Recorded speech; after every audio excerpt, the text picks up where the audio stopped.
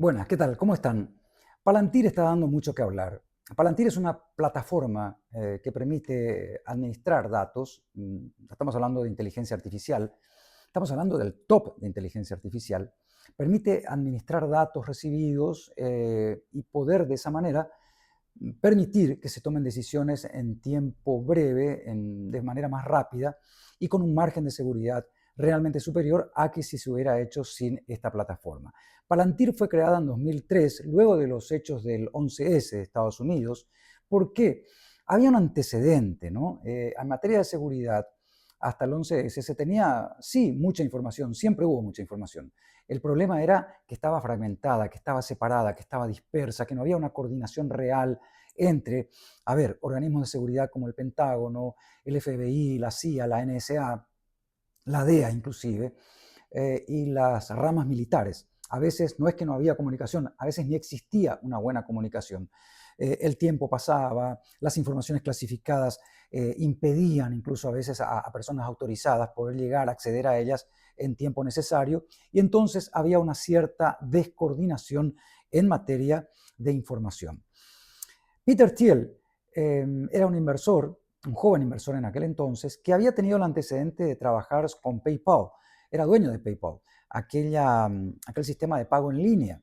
Y lo que le preocupaba a Peter Thiel, y había sido un buen investigador en esto, había hecho bastante conocimiento, era en el fraude en línea, es decir, operaciones fraudulentas en línea, que es lo que detectaba gracias al trabajo que tuvo con su empresa PayPal. Esto le permitió a Peter Thiel tener la idea de llevar este cuidado de los fraudes en línea y la detección de fraudes en línea a algo mucho más grande, que era la seguridad nacional de los Estados Unidos. ¿Por qué? Porque era la época, digamos, en que Estados Unidos estaba muy preocupado en la lucha contra el terrorismo, no era para menos. El ataque terrible del 11S había llevado a la conclusión de que había información, había, sí, pero estaba dispersa, estaba fragmentada, y se tardaba mucho tiempo en juntarla, analizarla, procesarla y tomar decisiones. Entonces, Peter Thiel se une a otros amigos, eran 5 en total, y uno de ellos era Alex Karp. Alex Karp era un filósofo, se había doctorado en filosofía en Alemania, pero también tenía una empresa, y entonces decidió unirse a Peter Thiel para formar, digamos, lo que se conoce como Palantir. El nombre es bastante curioso, porque Palantir, si ustedes recordarán, es la piedra vidente del Señor de los Anillos, la piedra a la cual el mago Saruman le consultaba cosas, ¿se acuerdan? Y entonces esa piedra tenía la posibilidad de ver, de informar sobre la vida privada, las acciones de otros personajes. Entonces el nombre Palantir, y de hecho que el logo mismo es, digamos, una abreviación de esa historia, de esa piedra vidente del Señor de los Anillos. Porque el objetivo era ese, poder ver, poder conocer. ¿Conocer qué? Tener la mayor cantidad de información posible, una plataforma que administra datos, datos como por ejemplo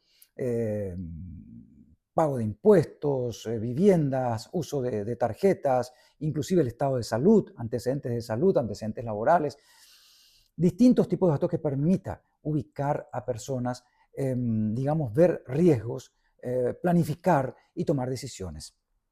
Recuerden, como les dije, que PayPal había sido una experiencia interesante para Peter Thiel.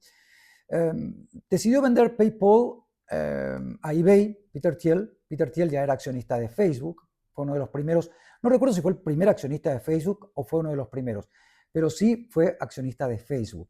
Era un hombre con dinero, ya en aquella época. Cuando vendió PayPal a eBay y quiso invertir en su proyecto, que era Palantir, al comienzo no tuvo ese dinero esperado, esa inyección financiera esperada para poder desarrollar bien la empresa. Entonces tuvo que recurrir, presentó su proyecto y tuvo que recurrir a la CIA, a lo que se conoce como InQtel, que es una especie de programa de capital de riesgos de la CIA, en este caso. Está en Arlington, Virginia, este InQtel. Tenía el nombre inclusive de esta empresa del padre de Aquiles, de la Ilíada de la Odisea. No recuerdo el nombre del padre de Aquiles, pero bueno, terminó llamándose InQtel. Es una institución, organización sin fines de lucro, y gracias a este programa de capital de riesgos de la CIA es que logró Peter Thiel y su equipo, con Alex Karp, trabajar con Palantir a partir de 2003. La experiencia fue buenísima porque ayudaron en aquella experiencia de Afganistán, las experiencias en Irak fueron muy buenas y a partir de allí lograron trabajar, unir las informaciones que tenía no solamente la CIA, repito, el Pentágono, el FBI, la DEA, la NSA y últimamente la ICI o el ICE, como quieran llamarlos, y entonces poder trabajar en una base de datos realmente que permita tomar decisiones y poder tener un margen de error quizás mínimo. La historia nos va a llevar inclusive a entender que desde 2009 el Palantir ha presentado proyectos con Estados Unidos, proyectos de millones de dólares en contratos con el Ministerio de Defensa, no solamente de Estados Unidos, sino inclusive con Israel, porque colabora también con Israel. Desde 2009 se habla de 1.300 millones de dólares en contratos, repito, con proyectos y con software y con ingenieros de Palantir que apoyan el trabajo, porque no es que ellos venden nomás el software o la plataforma, sino que tienen sus propios ingenieros que ayudan cuando se trata de materia de seguridad y asesoran a las distintas instituciones. Y hay proyectos como por ejemplo el Maven de 2017 y el proyecto Titan de febrero de 2024, por el cual se pagó 178 millones de dólares. Por el Titan, 178 millones de dólares. Les decía que se conoce lamentablemente al Palantir de una manera un poco negativa. Habrán visto en los carteles que están en contra de estas acciones de la Guardia Nacional y del ICE en contra de los inmigrantes. Bueno, muchos dicen fuera Palantir porque es como que se los acusa de inmiscuirse en los datos privados de las personas y como que va en contra de los derechos civiles, del derecho a la privacidad.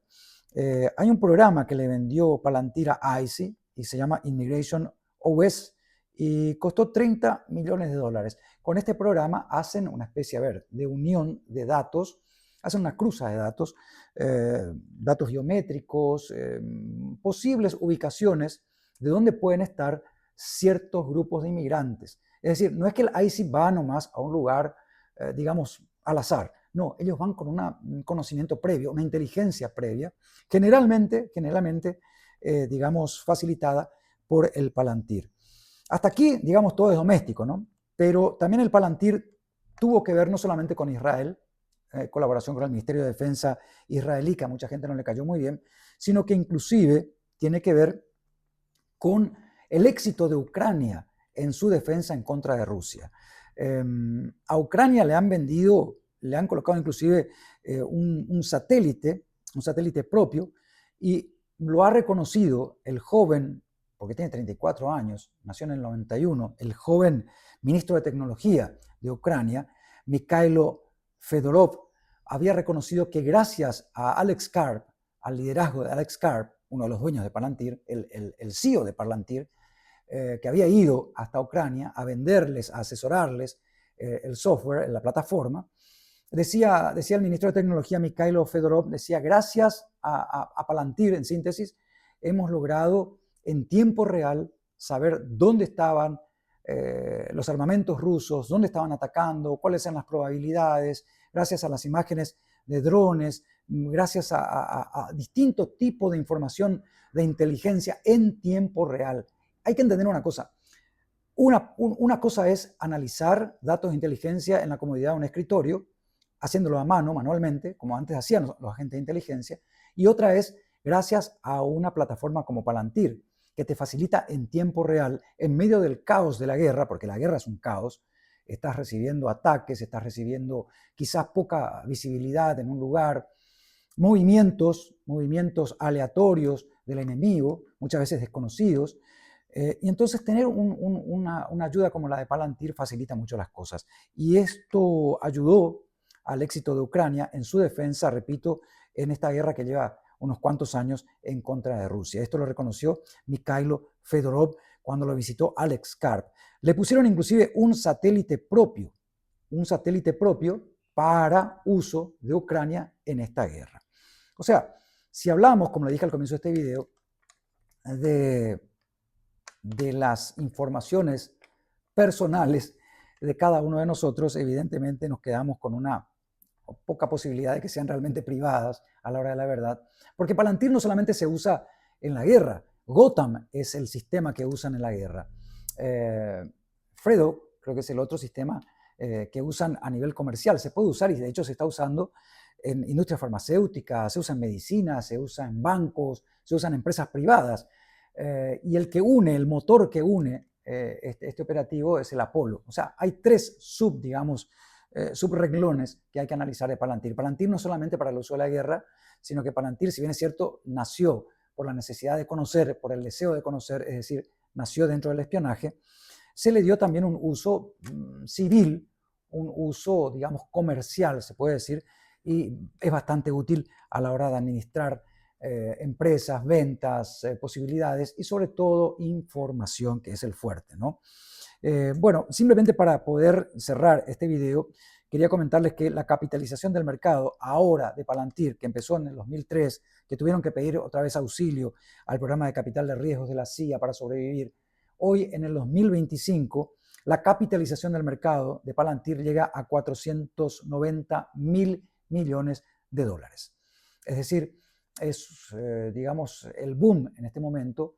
Cuando uno habla de guerra, habla de información, habla de predicción, habla de inteligencia, no solamente militar, sino inteligencia en el amplio uso de la palabra, evidentemente tenemos que entender que ya las cosas han cambiado y Palantir está cada vez más fuerte. Dicen los de Palantir que no es que se trata de que la inteligencia artificial tome decisiones. Según ellos, lo que hacen es, sí, facilitar al analista de inteligencia la toma de decisiones final, debe recaer en el ser humano hasta ahora. ¿A dónde nos llevará este avance de la inteligencia artificial? Es lo que nos preguntamos dentro de pocos años. Hay un libro muy interesante que escribió Yuval Noah Harari, un israelí. Yuval Noah Harari. Un libro interesante que decía hasta dónde nos va a llevar la inteligencia artificial.